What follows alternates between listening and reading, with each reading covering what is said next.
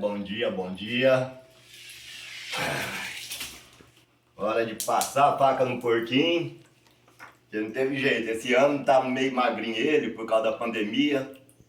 Mas mesmo assim a gente tem que cortar ele, né? Parece que ele tem verme dentro, não cresceu. Ano passado ainda foi cheio. Mas esse ano, abri esse aí, depois abri esse aqui, ó. E depois esse. É um de cada vez, para não misturar. Vamos ver. Ele nem vai gritar porque tá magrinho.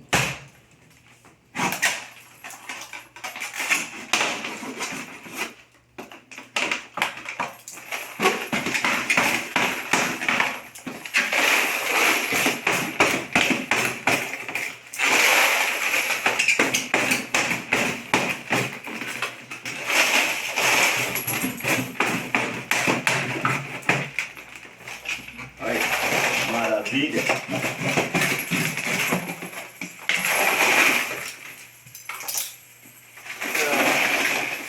Por isso que ele não engordou, ele tem verme. Mas fazer o quê? Ó. Aí, eu tô falando. É esses bichos aqui, ó. É esses vermes aqui, ó, que come ele, ó.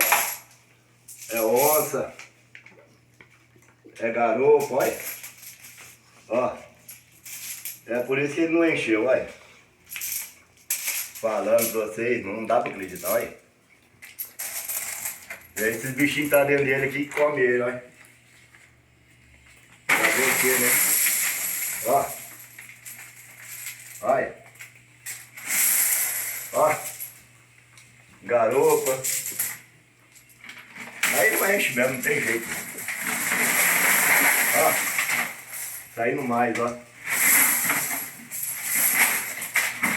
Olha. Mais garopa. Onça. É uma selva aqui dentro, aí eles comem tudo da moeda, não tem como.